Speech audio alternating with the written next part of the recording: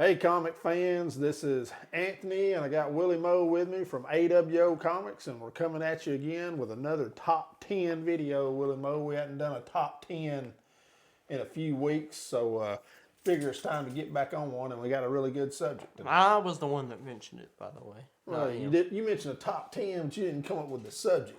Okay. So, hey, give me some credit there. No. I refuse to not take some credit. Okay. Anyway, sports, superhero sports covers. And I'm not going to let you say it because you ain't. He's not going to make it through the video tonight. Anyway, we're going to get right back with that topic right after this. Woo!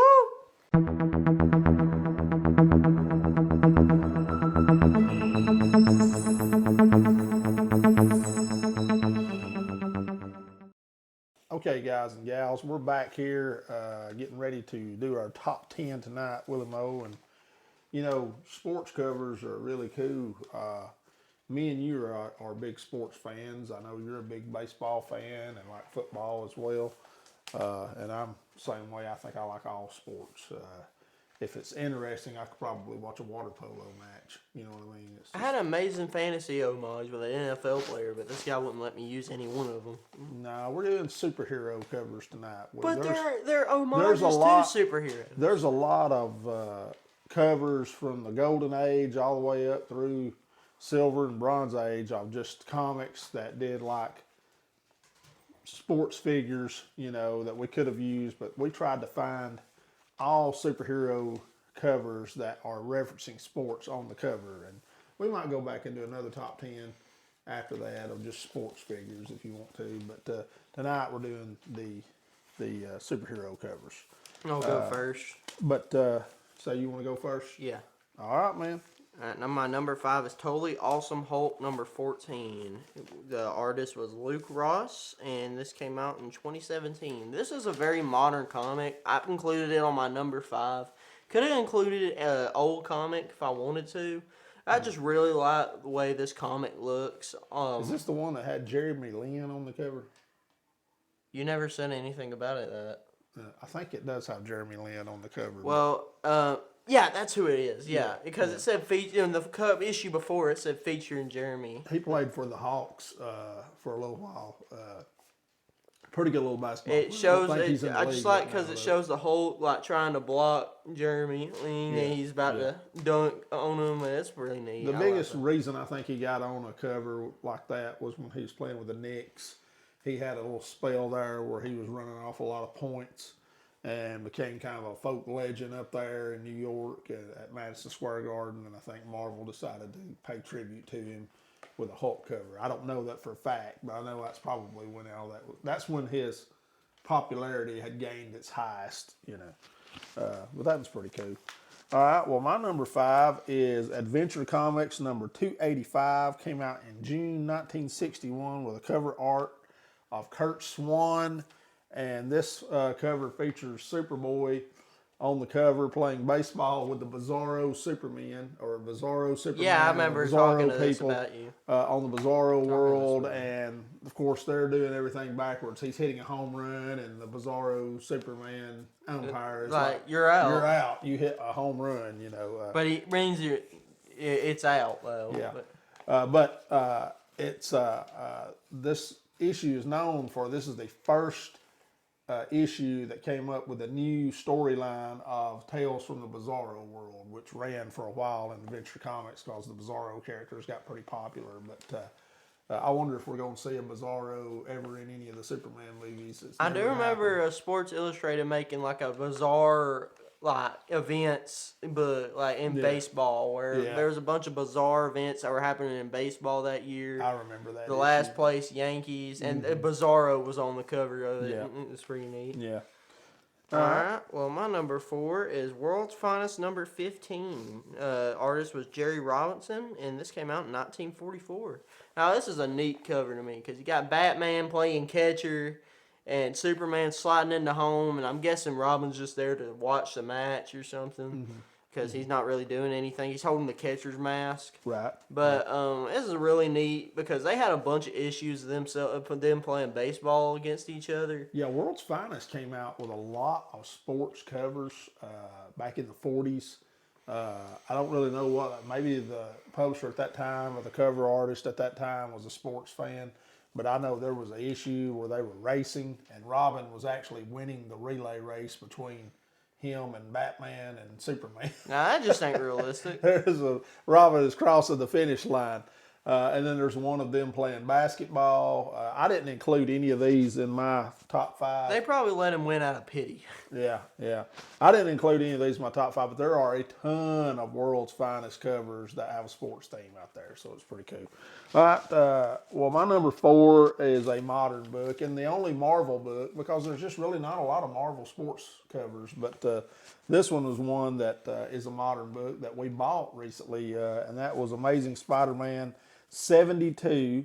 Came out in August of 2021, and this is a variant cover done by Kael Nagu, and this is the one with Miles Morales playing basketball on the cover, and Venom is trying to steal the ball from him, but it's just a great basketball cover. Of course, we love basketball. We've done our basketball videos, and we're going to do some more this year, too. I'm going to give you a rematch in a game of Batman and give you a chance to recover from the humiliation that you suffered last time at the defeat of my awesomeness. I wouldn't call it a humiliation because I let you win out of pity, but okay.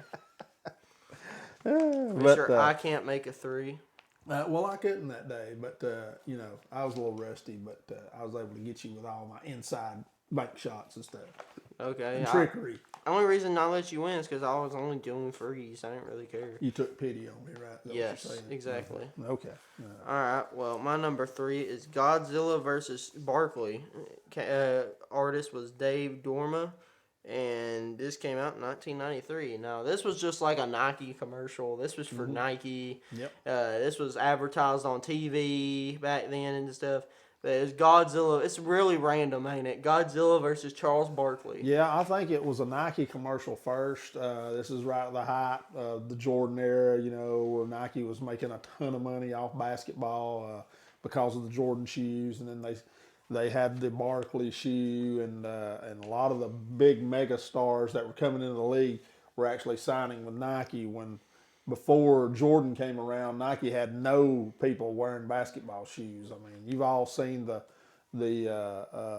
basketball movie that tells about the Jordan shoe, and it's a great story. But this actually started out as a Nike commercial first, and then I think it's Dark Horse Comics decided to make a comic out of it. And I've never read the comic, but it may be pretty good. It probably Charles Barkley wins. I mean, yeah.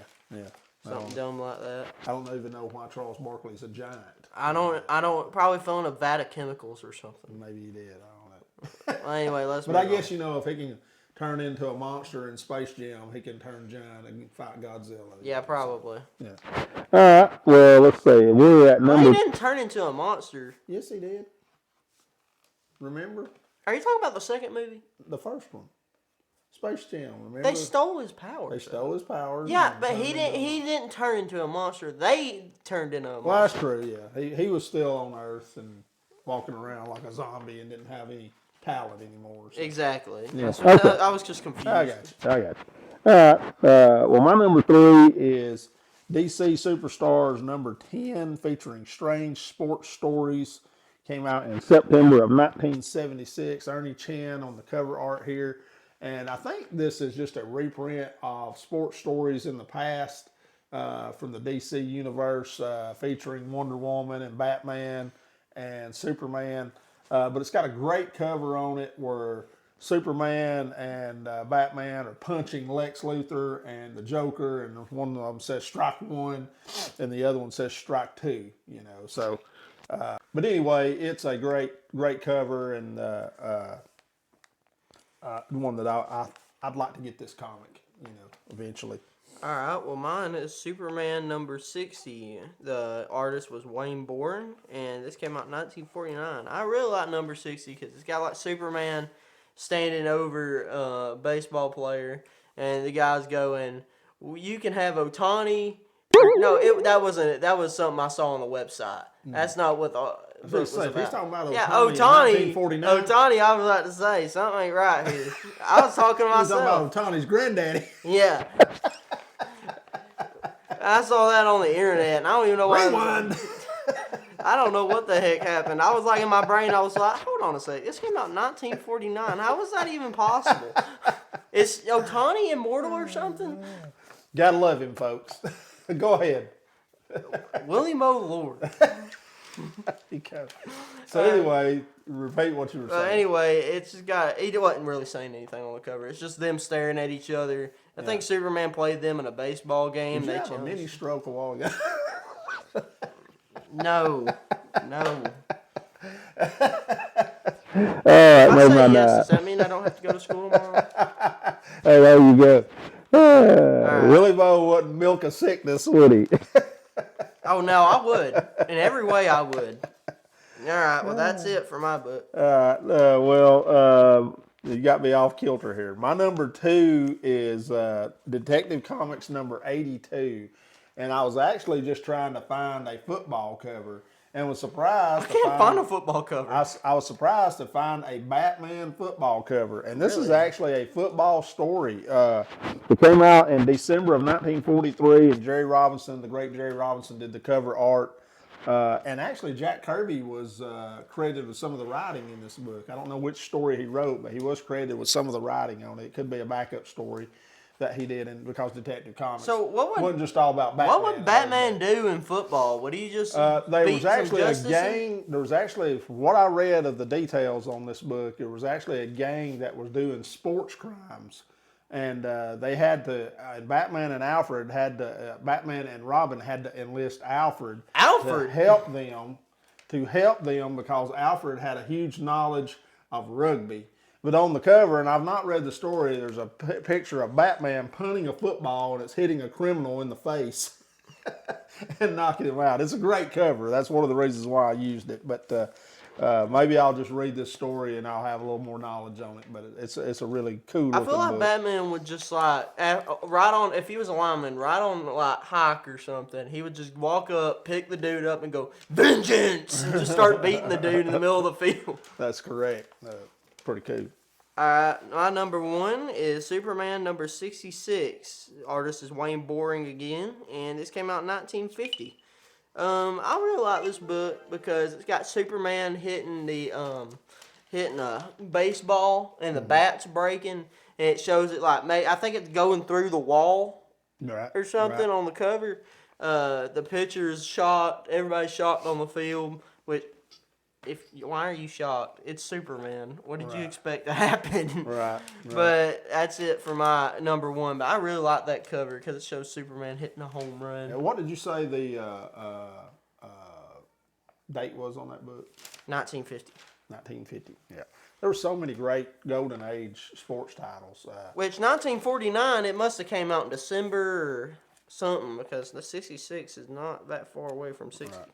Well, my number 1 is a book that I'm currently in the market of trying to find right now, and that is the DC Super Spectacular one-shot Muhammad Ali versus Superman Treasury Edition. This came out in January of 1977. Cover art by Neil Adams, story by Neil Adams, and a great little story here. I do remember Muhammad Ali beats the stew out of Superman in this. Dude, they nerfed him in that. Yeah. I don't know if Superman didn't have any powers. He had to not have powers. I can't remember it. I just remember he got beat to a pulp in it. But the great thing about this book is the cover on it. Neil Adams' cover was phenomenal. It's a wraparound, and everybody in the audience is a celebrity of some sort. And Neil Adams is in the audience. There's a lot of great DC artists that he drew in the audience. You got Joe Kubert. You got Gil Kane. You got Bernie Wrightson out there that he drew in the audience. And the Jackson 5 are in the audience. 2 presidents he put in there, Gerald Ford and Jimmy Carter, and their wives, Rosalind and Betty. Sonny Bono's there. Well, they weren't going to disrespect Muhammad Ali. There's a bunch of DC superheroes in the audience that are in their alter ego identities like Barry Allen and Diana Prince and Hal Jordan. And then you've got Batman. He's there in his Batman suit. He's in the audience. It's just a great cover.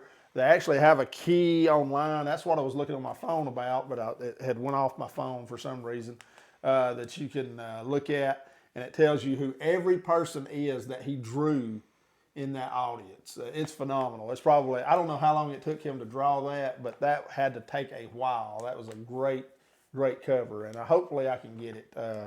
It's one that I'm in the market for, but it's about a $300 book right now in a high grade. So, and you don't see them that often is what's interesting. So, well, all right, man. Well, there's other great covers that we didn't mention. There's one that I just recently got from my friend Justin. That's a great Superman cover where he's getting struck out on the cover by some kid that I've not read the story. Yeah, I've maybe seen we that can do book. a part 2 on this, but it's just a great little subject, and I had a real good time. Now, you're doing not milking content, are you? milking content. That means you're taking milk from the same cow. You're not posting part one. You're just posting part No, ones, part twos. this is just one. We may come back and visit it again, and do a different one, but and we'll definitely do one that features sports figures because you had a bunch that you wanted to do this time that I wouldn't allow you to. Yeah, put in. I wanted to put an Amazing Fantasy number 15 homage on here, but no. Don't no. say who it had on it because you'll spoil it for everybody. That's why I said it. I don't even remember who was on it.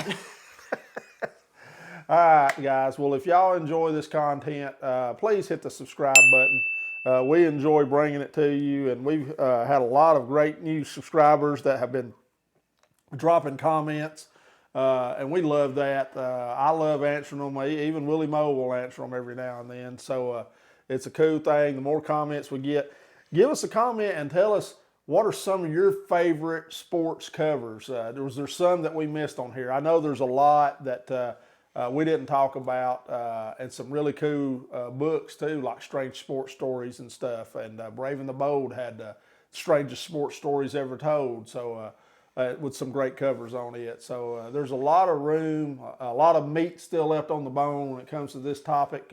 Give us your favorite ones.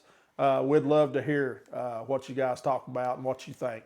Again, if you like this, hit the subscribe button, give us a comment, share our content, hit the notifications button.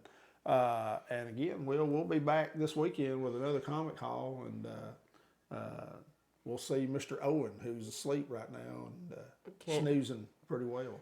All right. All right, guys. We'll see you this weekend. Let's hope we don't get the snow that they're talking about because it's going to be nasty. Hey, I hope we do. I don't want the ice, and I hope we don't lose power. You don't want the ice. That's the thing that keeps me from going. I don't want to lose power because we have electric heat. Okay, I don't want to do that. I don't want that to happen. If we lose power, we'll just have to build a fire in the middle of the living room. Let me tell you what I did once. The last time we lost power and had no internet. I was farming off the little bits of video I would get on my phone. Like, it would go and then stop and lag and buffer for a long time. He was pitiful, folks. It was I would lay on the carpet here. This younger generation, without their electronics, I don't know how they'll ever make it. I really don't. It's not really my electronics. Just the fact I didn't have anything to have on when I went to sleep. If he had to sit down and play a board game or something, I think it would just... Actually, I love board games. All right, guys. Again, we'll see you guys next time. Peace out. We'll see you Saturday. Oh, yeah. Video game of the week. Video game of the week. Hurry up. This video is getting too long. Shut up. I got you right here. You ready? Yeah, let's hear it. I might not. Hold on. What? I might not actually. You want me to do one? Sure. All right. Video game of the week. Let's go with Resident Evil number 2. You know what? No. Shut up. Get that out. I already used that. I already said that. Said that. Discard that. Resident Evil 9. It hasn't even come out yet, and it's the most anticipated game I've ever seen in my life. I won't never be able to find cover art for that. Dude, they have it all over the place. Okay. Trust me, you'll find it. You can tell he doesn't do the editing on these videos, coming up with all this obscure stuff. I know. I thought you was going to go with Red Dead Redemption. Dude, do you not see the Resident Evil 9 gameplay? I've not seen it, no. My goodness. I don't watch video games, so. Okay. Yeah, sure. All right, guys. We'll see you this weekend. You're just dragging out this video now. And again, thanks for watching. See you guys. Bye.